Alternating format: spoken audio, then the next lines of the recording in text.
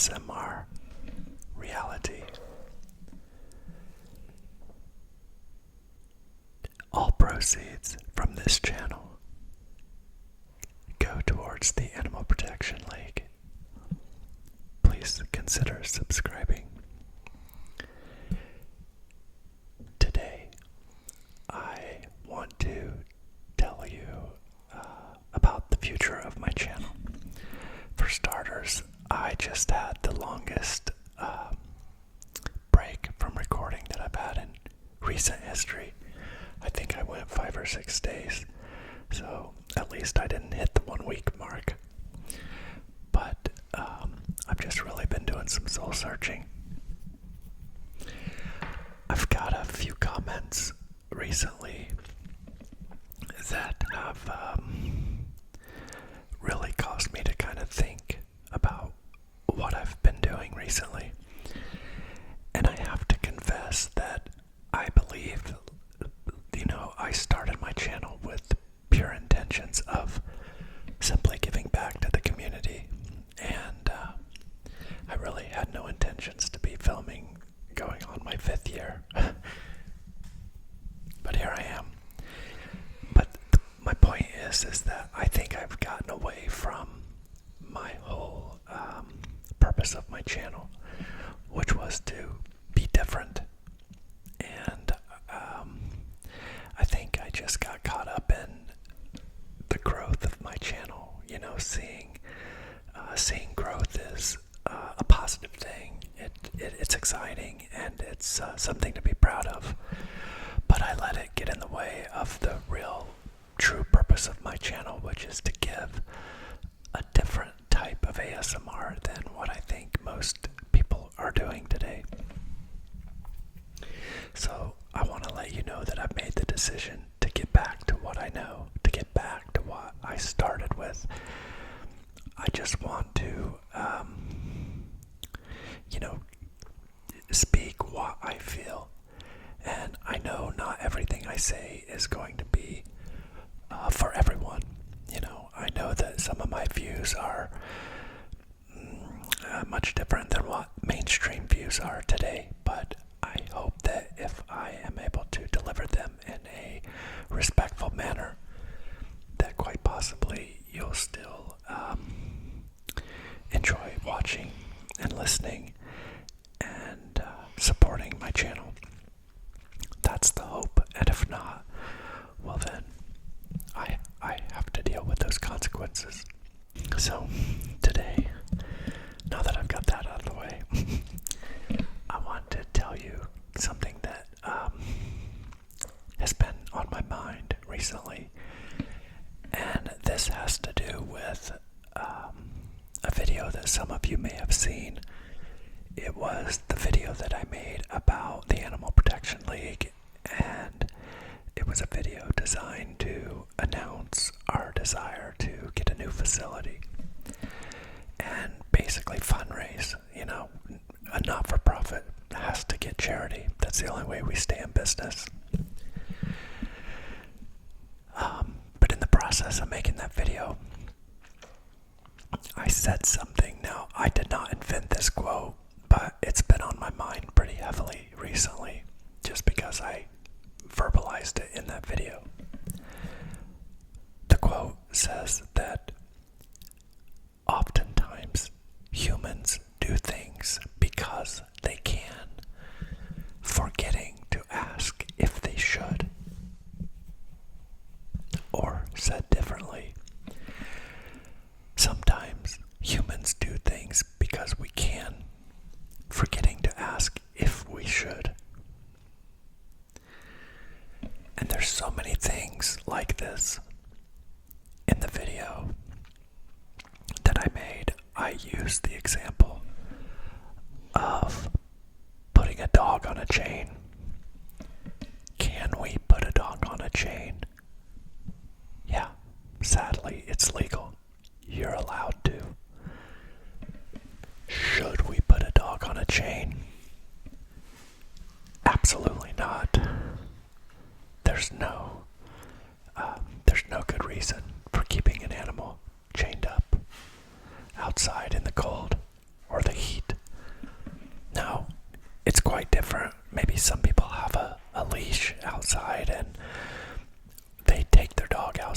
use the bathroom for a minute or two, and then bring the dog back in once he or she has done what he or she needs to do. But it's a totally different thing when people just leave them outside. I'm like, why even have a dog? Why even have an animal if you're not going to make it part of your family? It makes absolutely no sense to me.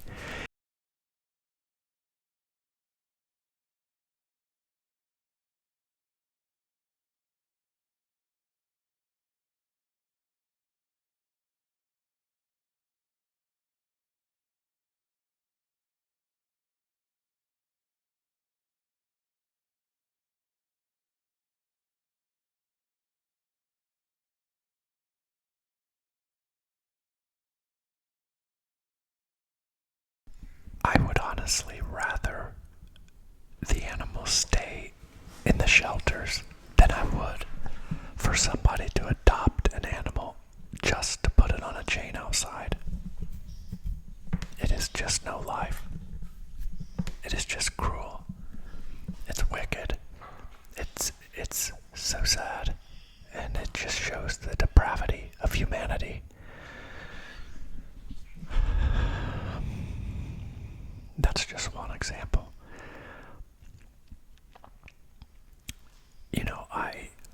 My prior career, some of you that have been with me a long time have watched some of my videos where I talked about what I used to do for a living and what I do now, but I used to work at a car dealership, and those dealerships sell products in their finance office that are they're just scam products, like paint protection. It's just garbage.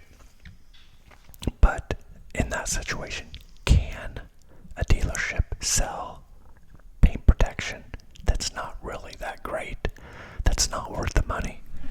Yeah, it's legal. They can sell the crap, they can sell the garbage. But should they? Absolutely not. They should not be doing it. The right thing to do for your fellow man is to do good business and not to be scamming people with garbage products that are not worth the money. It's the same with like extended warranties. They are simply not worth the money. You can get much better deals, like going through your car insurance company.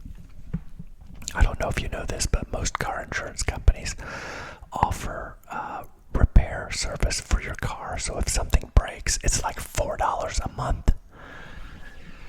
So that if, something catastrophic happens with your vehicle, you can just file the insurance claim with your insurance company, and they don't raise your rates or anything. It's just like an extended warranty, but it's a much better price.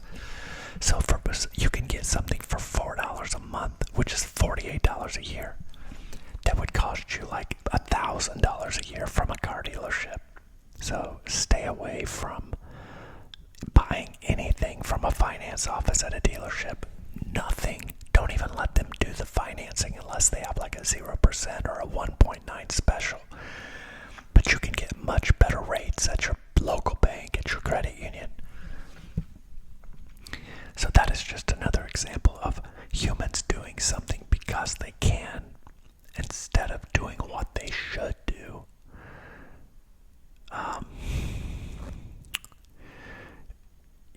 We just have got to get back to that. Even our government does so many things because they can, not the things they should do.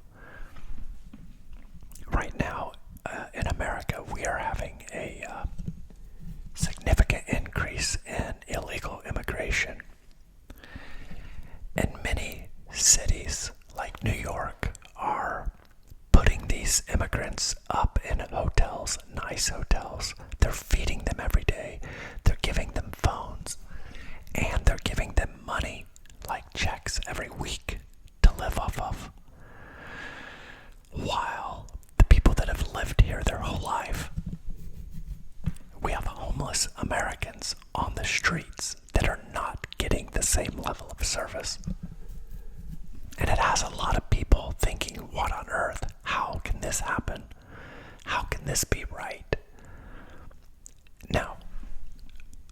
understand having compassion for immigrants. I have compassion.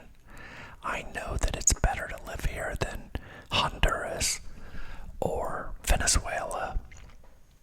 But we have people coming here from China, from Middle Eastern countries, from the Congo. I mean, these are not just South Americans migrating north. Everybody knows America's borders are open, and so they are flooding in here. And though I know there's a lot of peaceful people coming across, there are certainly people that hope to do us harm coming across.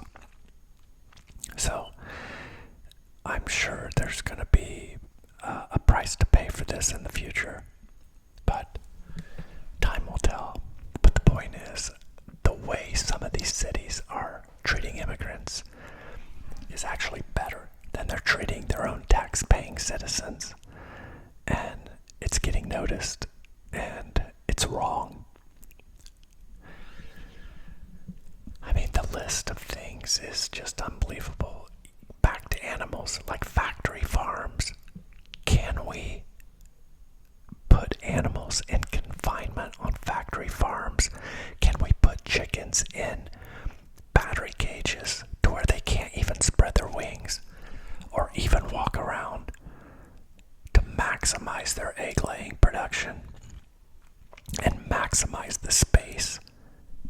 Yeah, sadly, it's legal. Now, some places it's not legal, but a lot of places it's still legal. But should we do it that way? No. No, we should not.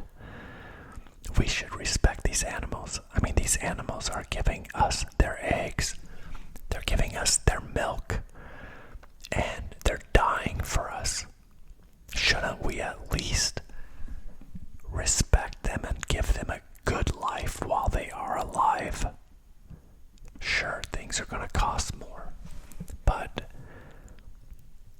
I think we should. I make a point. I made a video, maybe a year ago or so, about what I eat every day. And I do eat meat, but I make sure to buy grass-fed beef and cage-free eggs. So there are things you can do to ensure that you're doing what you can to make sure at least the animals that you're using for your food are at least living better than some of the animals out there. It's the same thing with our environment when you're driving down the road. Can you throw the trash out your window? Yeah, nobody's looking. Yeah, you can do it, but should you do it? No. No, you should not. You know. Can you? The list is like, the things we do is just unbelievable. It's really unbelievable, and it's fixable. You know, these things that we do are common sense.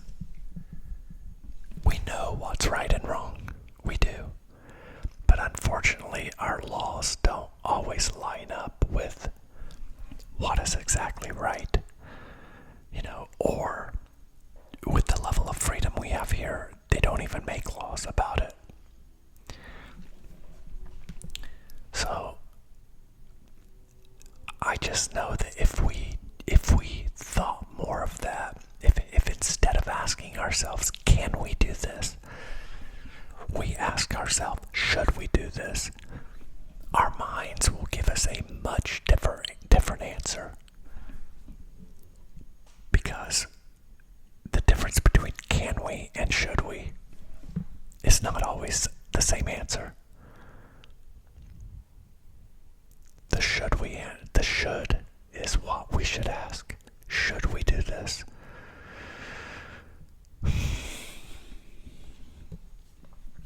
So maybe when you're in the midst of decisions and you're thinking about things, maybe ask yourself, is this something I should do? Rather than, is this something I can do? You know, it's the same thing with like drinking. driving. You know, we are free because we can go to the bar at night and we can get in our car and drive. Should we go to the bar tonight? Should we drive home? Maybe the answer is yeah, you should go to the bar tonight because it's your friend's party. Should you drink more than one drink or two at the most depending on how long you're there? Because that's really about all you can drink and safely drive home.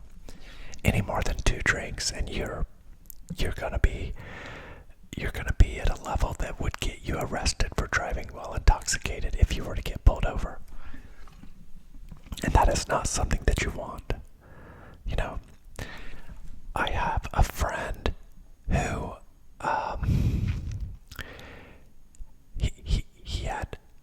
he was at home one night and he was drinking a few beers at home.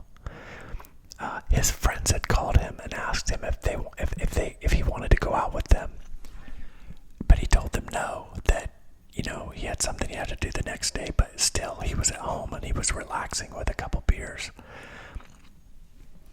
Well, late that night, like 2 a.m, those friends called him and they were hammered,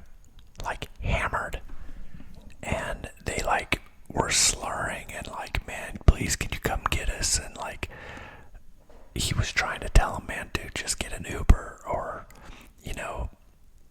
but they just pressured him into it, and he did. So he got up, he got in his car, he went to pick him up, and on the way home, he got pulled over and got a DUI and went to jail. And he was barely over the limit. We're in Indiana, we're 0.08 here. His BAC was 0.09, and they still took him in, and he was talking sober and everything, and he was look, this is what happened. These drunks called me. If I didn't go get them, they were going to be driving. But it did no good. The cops took him in anyway, and it's just a shame because he was doing the right thing, but he got suckered into making a bad decision. But who knows what would have happened if he would have said no, and then one of them drove home and killed a family or something like that. So I don't really know how he feels today because I've talked to him, but I haven't talked to him about that because it's just a real touchy subject. It's just such a strange occurrence. But there's a saying that says it's in the moments of our decisions that our destiny is shaped. It's in the moments of our decisions that our destiny is shaped. Every decision we make changes the trajectory of our lives. It's just fascinating to me,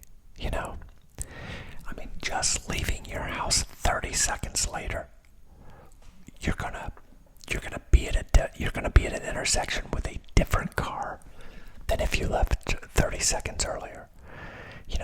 The timing of things is just so extreme. There were people who got up late for work on the morning of 9/11 and were not in that building that day in one of the Twin Towers. What a freak occurrence that on that specific day they just happened to wake up late. But it turned out to be a blessing for them. A blessing in the beginning, but then it created survivor's guilt for them long term. Because again, it's just one of those decisions. It's just how important it is to make good decisions. So, I don't have all the answers, but I have a lot of them. I know what is best for me most of the time, and it served me very well throughout my life. I've come a long way from where I started, and I really feel that I defied the odds by bucking the system in certain ways, by working harder than most people, even when I was encouraged to not work so much, I can remember so many times my mom saying, you work too much, you need to relax a little bit. And I was just kept telling her, I'm like, Mom, I know what I'm doing. You've just got to trust me. I know what I'm doing. One of these days, this is going to pay off. I always looked at it like it's pay now or pay later. You can choose to play around with your youth and not get serious, but all it means is you're going to be working later in life. So everything is like a trade-off, all of these hard decisions that we make. I don't know. I just didn't want to be an old man working. So I chose pay now versus pay later. I mean, I think in essence we're always paying because life is hard. Life is a struggle. Life is so challenging. Life is so much harder than I ever thought it would be. I don't think anybody really has an easy life. I know that people think people like Bill Gates or Elon Musk or Jeff Bezos, that their lives are easy. We see their fast cars or their super yachts or their beautiful mansions, and we just think, oh, they've got it made. But in reality, their lives are so busy, they have a lot of responsibilities. Now, I'm not sitting here feeling sorry for them by any means, but I feel like I have a more realistic grasp of how life is, that everybody has it hard. I know that some people look at me today and say, oh, look at his life. Well, they have no clue what I went through to get here, And that's why it's like we got to be very careful when we judge people, because we just don't know what they've been through. And we have to be wise enough to know that everybody's life is hard. And we got to start respecting each other again and caring about each other again. It's one of the reasons why I support RFK Jr. for president, because the other sides are so polarized. The left is supporting Biden, and it's obvious the dude's out of his mind. Like when I go to the grocery store, or when I go to work and meet clients, when I'm just watching TV, he's like the oldest person I would see. Like, I don't see people like him walking around the store. No, they're not. They're in nursing homes. The dude is not in his right mind, and he is not making the decisions today. It is blatantly obvious. And then on the other side, you've got the extreme Trump worship. It has gone beyond just supporting this candidate. The people that like him, they don't just like him. They love him. Trump said these words. He said, I could shoot somebody in the middle of Times Square, and not lose a supporter. He said those words. I'm not putting words in his mouth. You can look it up on YouTube. He said it. And he's right. The people that support him worship him. And sadly, most of them are Christians, and they're putting him before their religion. It has become a cult. And full disclosure, in a race between Trump and Biden, I would vote for Trump. I think he will be a better president than Biden. But I know he's divisive. I know what kind of angst he causes on the other side. So I don't want him to be president. I wanted Ron DeSantis to win the Republican primary, but he didn't, But in essence, I look at RFK, and he's such a good man. There's a documentary out right now called The Real RFK Jr., and it is a fascinating documentary. If you don't know much about RFK Jr., you should do yourself a favor and watch it, just to know why he's running and who he is as a person, because when you watch the mainstream media, you don't even hear anything about him. Some of you watching this don't even know that he's running for president, but he is. And he's polling really good. He's getting like 20% of the vote.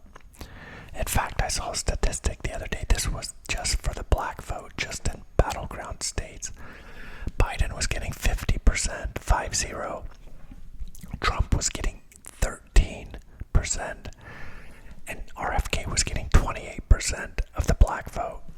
So he's doing well, and there's plenty of time for him to do it. But again, my theory in supporting him is that I don't want to support either of the extremes.